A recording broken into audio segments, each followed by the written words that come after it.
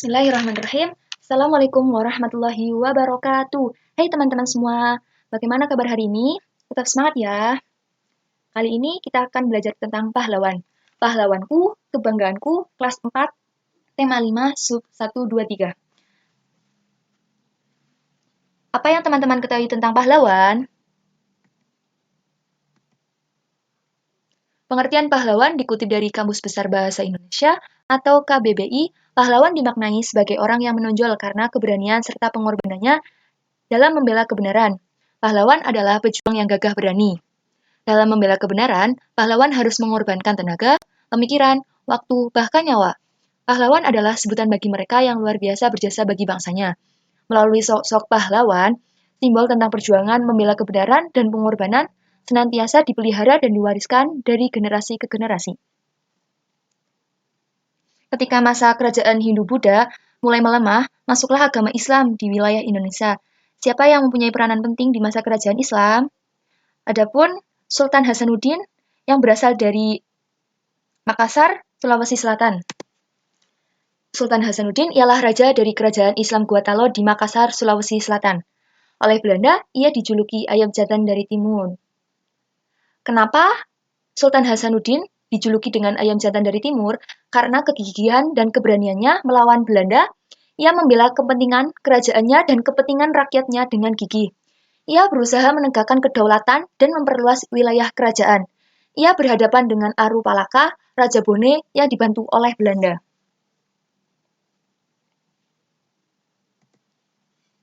Dari perjuangan Sultan Hasanuddin, kita belajar tentang keberanian dan kegigihan dalam melawan tindakan yang salah dan sewenang-wenang.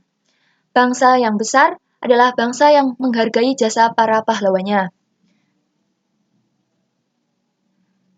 Ayo kita membaca cerita sebentar. Beni bertanya kepada kakeknya, bagaimana cara orang zaman dulu berkomunikasi ketika berperan? Kakek Beni pun menjawab, menggambarkan proses berkomunikasi menggunakan cahaya dan cermin,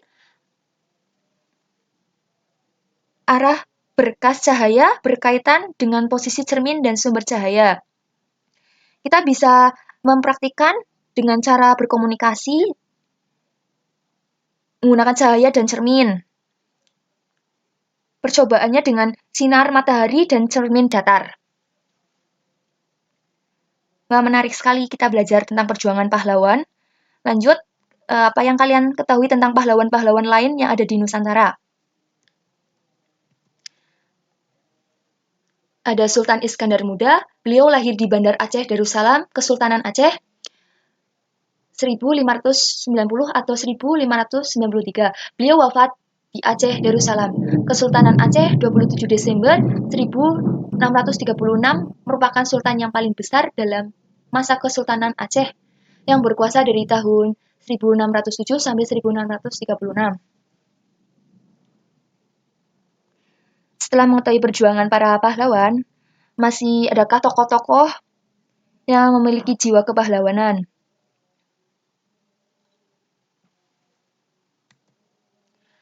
Ayo kita sedikit literasi dengan cerita anak bernama Kusnadi Wiyugo. Ia berusia 15 tahun, ia berasal dari keluarga sederhana yang tinggal di Dusun Waringin, Maguwaharjo, Sleman, Yogyakarta. Ayahnya adalah seorang tukang sol sepatu dan ibunya adalah seorang ibu rumah tangga. Kondisi perekonomian orang tua Kusnadi yang kekurangan tidak membuatnya patah semangat untuk prestasi. Yoga panggilan akrabnya, berhasil meraih medali perak Olimpiade Sains Nasional atau OSN 2011 di Manado. Hasil ini mengantarkan Yugo mewakili Indonesia di International Competence and Assessment for School atau ICAS wilayah Asia Pasifik tahun 2011. Pada kompetisi ini, Yoga mendapat medali perak. Kesederhanaan tidak menjadi hambatan baginya untuk berprestasi. Sejak kecil, Yoga terbiasa belajar mandiri, tekun mengulang pelajaran yang diterimanya di sekolah. Bagaimana memulai semuanya? Semua itu berawal ketika ia duduk di kelas 6 SD. Saat itu ia dikirim ke Hong Kong 2007 untuk mengikuti lomba matematika mewakili Indonesia. Dalam perlombaan itu, ia tidak menang. Namun hal ini menjadikan pemicu bagi Yoga untuk terus belajar dan mengembangkan diri.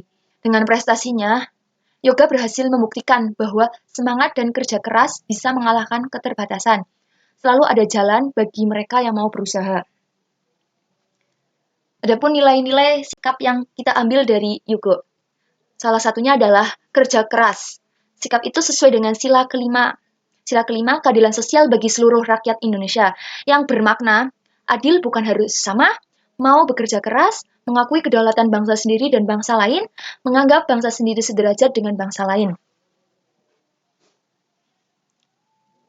Para pahlawan bersemangat untuk meraih kemerdekaan, begitu pula Kusnadi Wiyuga memiliki semangat untuk meraih cita-citanya. Sikap itu harus kita contoh dalam kehidupan sehari-hari. Selain membantu orang lain, kerjasama adalah hal yang baik yang harus kita lakukan dalam kehidupan sehari-hari. Jadi, kita akan belajar tentang membuat lop kaca pembesar. Cara membuat lop kaca besar, alat dan bahannya ada 1 kantong plastik bening atau botol bening dengan permukaan rata. 2 air, 3 kertas dengan tulisan-tulisan yang kecil. Langkah-langkah kerjanya, isi kantong plastik dengan air, ikat kantong plastik, letakkan kertas di bawah kantong plastik, bandingkan tulisan asli dengan tulisan yang terlihat dari plastik, ulangi dengan kantong plastik berukuran 1/5 kali lebih besar atau lebih kecil, bandingkan hasilnya.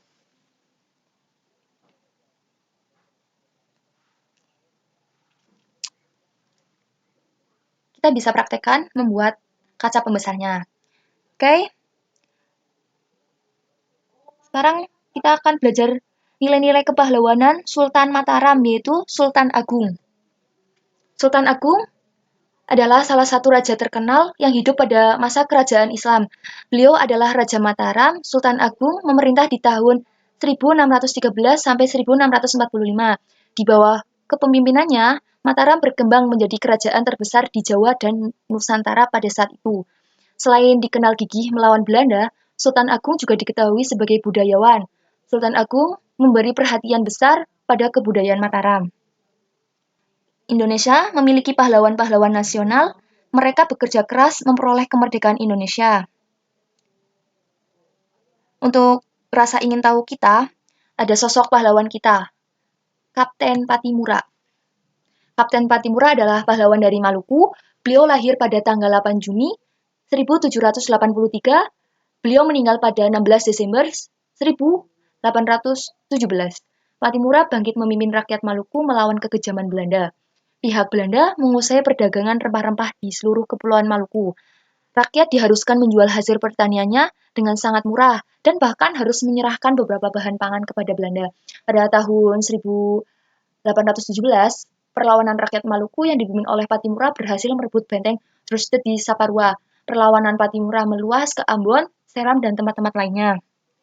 Setelah berulang kali kalah melawan pasukan Patimura, Belanda akhirnya meminta bantuan pasukan dari Jakarta. Keadaan menjadi terbalik. Belanda makin kuat dan rakyat Maluku terdesak. Akhirnya Patimura tertangkap Belanda pada tanggal 16 Desember 1817. Patimura menjalankan hukuman mati di tiang gantungan.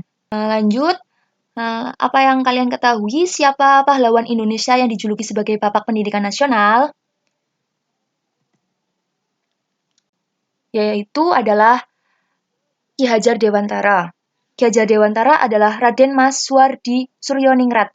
Beliau lahir di Yogyakarta pada tanggal 2 Mei 1889. Raden Mas Suwardi Suryoningrat menamatkan pendidikan dasar di Yogyakarta dan sempat melanjutkan pendidikan di Stovia. Stovia adalah sekolah kedokteran di Jakarta yang didirikan khusus untuk orang Indonesia.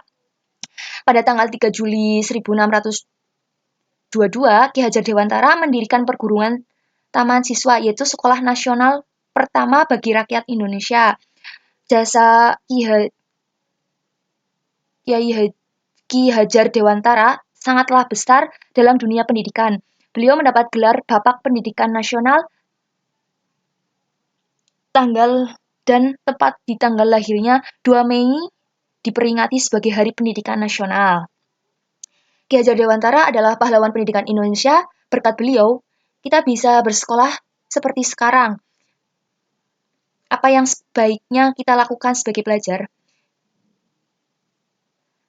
Kita bisa mencontohkan sikap yang ada dalam diri Ki Hajar Dewantara, yaitu tidak pantang menyerah. Salah satu nilai kepahlawanan adalah selalu memperhatikan dan belajar dari lingkungan sekitar. Sikap tersebut perlu diteladani oleh seorang pelajar. Apa yang kalian ketahui tentang pahlawan nasional yang memproklamirkan kemerdekaan Indonesia? Ya, di sini ada Insinyur Soekarno adalah tokoh yang memproklamirkan kemerdekaan Indonesia pada tanggal 17 Agustus 1945. Insinyur Soekarno lahir di Surabaya 6 Juli 1901. Sekolah dasar diselesaikan di Mojokerto dan sekolah menengah pertama di Surabaya. Setelah tamat sekolah menengah pertama, diselesaikannya di Surabaya, ia melanjutkan pendidikan di Institut Teknologi Bandung. Insinyur Soekarno atau lebih akrab disapa Bung Karno adalah pejuang pemersatu bangsa, pejuang melawan kolonial dan imperialisme, proklamator kemerdekaan bangsa Indonesia, serta Presiden pertama Republik Indonesia, selalu dikenal dengan bangsa Indonesia dan bangsa-bangsa lain, sebab selama hayatnya, Bung Karno telah menyumbangkan seluruh tenaga dan pemikiran untuk mempersatukan bangsa Indonesia agar menjadi bangsa besar yang hidup dalam masyarakat berkeadilan dan berkemakmuran dan bebas dari penindasan. Upaya Bung Karno untuk menciptakan masyarakat berkeadilan dan berkemakmuran sejalan dengan sila kelima, yaitu keadilan bagi seluruh rakyat Indonesia.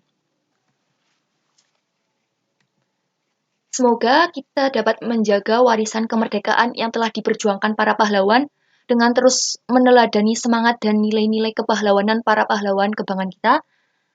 Mungkin penjelasan dari saya, kurang lebihnya mohon maaf. Wassalamualaikum warahmatullahi wabarakatuh. Sampai jumpa teman-teman.